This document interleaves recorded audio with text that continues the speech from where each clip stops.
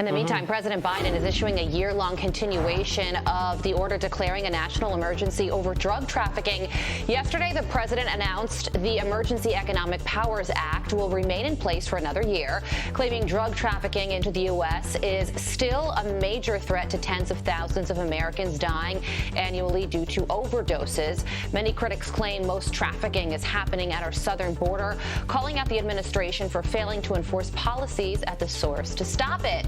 Fentanyl seized at our southern border is up by 435% this year alone.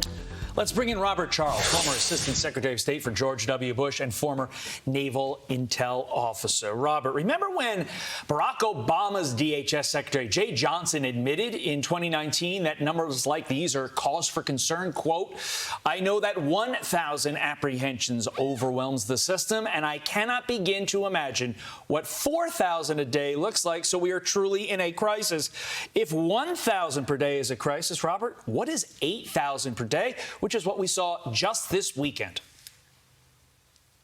Yeah, so Todd and Carly, I think it's you begin to lose the right words to say crisis in bolder print. I mean, we had 2.9 million expulsions under Title 42 between March of 2020 and April of 2022.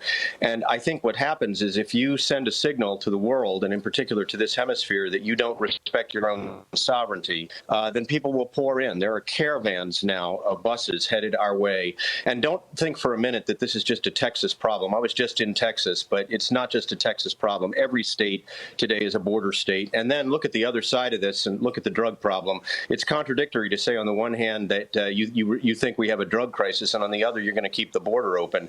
And it's ironic, really. I mean, George Herbert Walker Bush declared a national crisis many years ago when there were 5,000 overdoses a year. We had 108,000 overdoses that ended in death, unfortunately, last year of young people. So we do have a drug crisis, that's for sure. And we have a border crisis that's going to get worse, not better, until you say, at the very least, we're going to continue Title 42. Remember, 24 attorneys general tried to get this president to stop the lifting of Title 42, which allows you to turn people back on the basis of communicable diseases in their country. And Trump did that with 80% of the people who came to our border, and Biden's done it with 61%. And after December 21, they're going to do it with 0%. Yeah, so you have a drug crisis. You're absolutely right about that. A border crisis. There's also a national security crisis when you think about the 1,000 people that just came over in one single group alone, and the knowledge that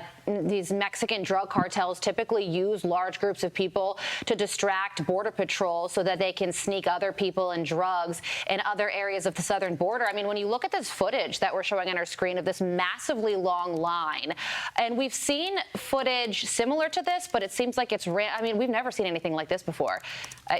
In the past 2 years, when this border crisis has been headline news, at least on Fox, this is probably the worst that we've seen it so far. What goes through your head when you see and you think about figures like this?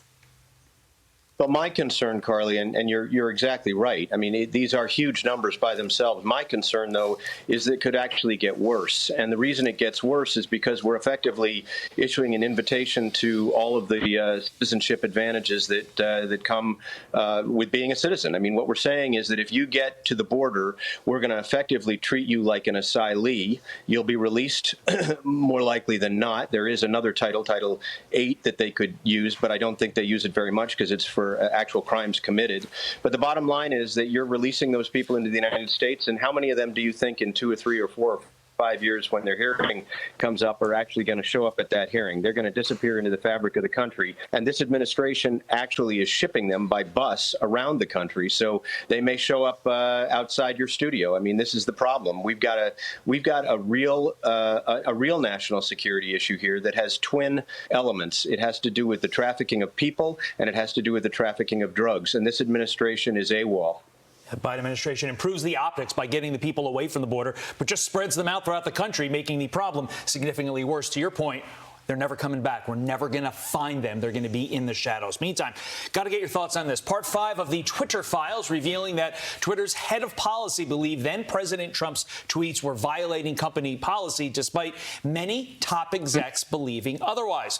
Former head of policy, Vijaya Gadde, suggesting Trump's tweets were, quote, being used as coded incitement to further violence and push for him to be banned. The words that she objected to were American patriots. But somehow Twitter refused to ban other world leaders in many other cases, including this tweet by a Malaysia former prime minister who said, quote, Muslims have the right to be angry and kill millions of French people. Were these Twitter execs that actually approved of doing away with Trump on Twitter and approving of language like this Malaysian prime minister while opposing language like American patriots, were they further left than we even thought they were? You know, I think, Todd, it's a good question, and the answer is obviously yes. But I think it's a more serious question. I think what we're really looking at with this 5th Twitter dump is the, you know, it's kind of a two-level potential criminal set of events. I mean, there's a statute, 18 U.S.C. 245, that says you can't be involved in election interference under any circumstances, and certainly not if you're part of the government. And we have the FBI, we know from prior dumps, essentially coordinating with Twitter to turn back the Hunter Biden laptop story. And this, in turn, reflects that same prejudice. When they dumped Trump, their policies said that you don't dump a person that puts up the tweets that he put up, and yet they did dump him. And behind that, and by the way, you mentioned Indonesia, but Iran's leaders have also been kept up there for doing similar things, even as we took down at that time a sitting president. So the other big fact is that, you know, behind all of this is this sort of knee-jerk idea that they didn't want this particular individual, Donald Trump, to be on Twitter. But why? And one of the reasons at the end of the day is that they, at that time, wanted, and prior to the election, wanted Joe Biden to be sort of pure as the driven snow. And Trump had obviously pointed out that the Hunter Biden laptop existed with all these criminal activities on it. I tend to think that a lot of this points back to potential violations of 18 U.S.C. 201, which is an anti-bribery statute. Because if you think about it, Hunter Biden, and what that computer reveals is that Hunter Biden was effectively, it looks like, selling influence. And you can't sell influence without someone who gives access. And then the laptop shows that Biden did give access, and people who he met with thanked the son for having access to the father. So all of this kind of goes back to the ultimate oversight question, which is, what are you trying to hide and why? And at the end of the day, I think what they're trying to hide is that there was some kind of potential public corruption involved with Joe Biden himself. And I sure hope that the Republicans who take over control of Congress get after that, do some criminal referrals. January 3, we'll see what happens here. Robert Charles, thank you, sir.